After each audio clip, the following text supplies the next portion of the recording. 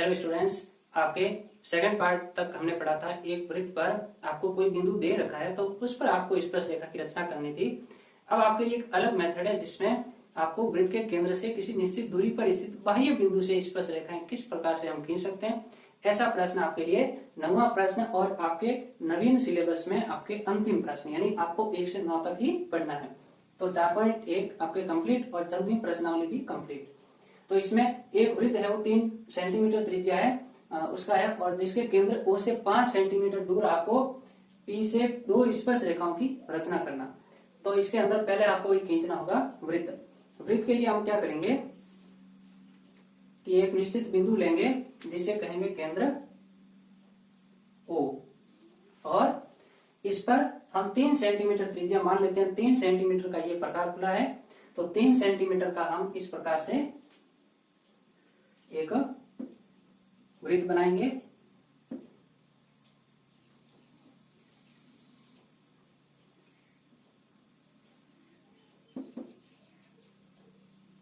इस प्रकार से प्रकार को बिल्कुल स्थिर रखना है, और ये देखिए इस प्रकार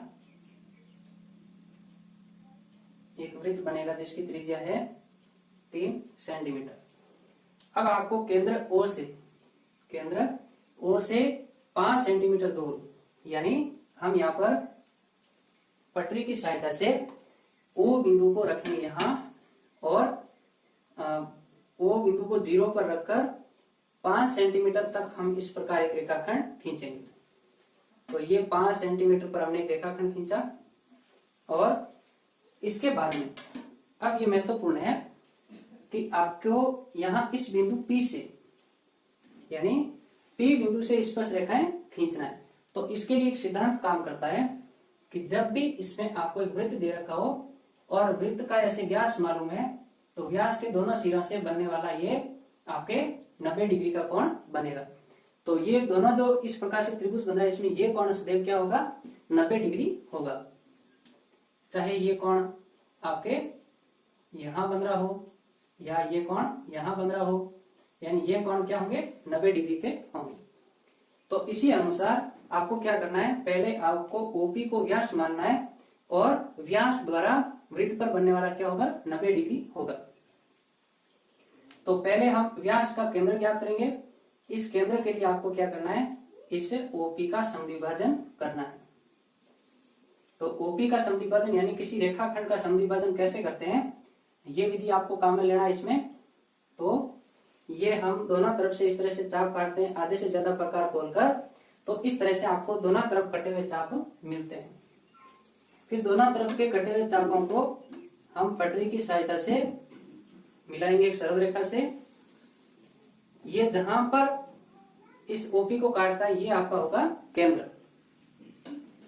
अब इस तरह से ये केंद्र है, इसको मान लेते हैं हम O', यानी ये सेकंड केंद्र है आपके। अब O'P या फिर O'O त्रिज्या लेकर आपको एक वृत्त खींचना है, यानी इस त्रिज्या का आप एक इस तरह से, तो ये वृत्त बन के तैयार है।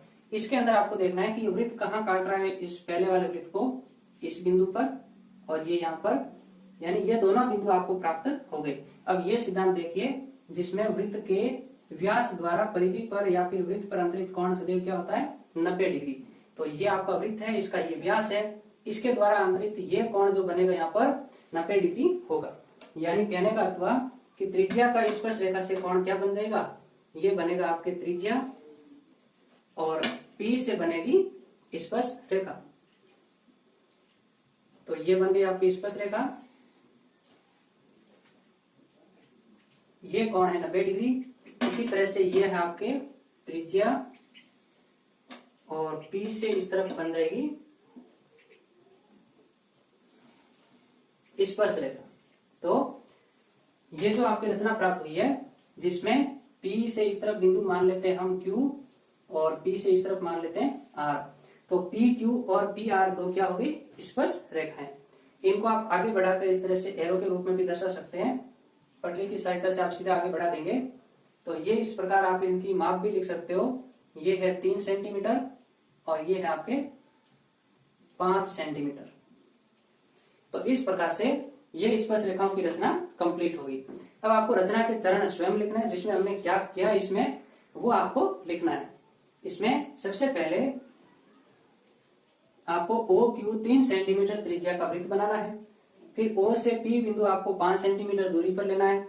उस पर आपको वृत्त की रचना करके 90 डिग्री कोण द्वारा आपको इसमें स्पर्श रेखाओं की रचना करना है, यानी पी को क्यू से और पी को आर से। तो विद्यार्थियों, ये थी आपकी आज की क्लास, जिसमें हमने देखा कि वृत्त के बाहर कोई बिंदु स्थित है, यानी इस प्रकार से पी बिंदु स्थित है, तो वहां से स्पर्श रेखाएं कैसे खींच सकते हैं।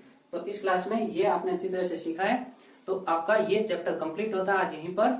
हम नेक्स्ट एक नए चैप्टर के साथ मिलेंगे। तब तक जय हिंद, जय भारत।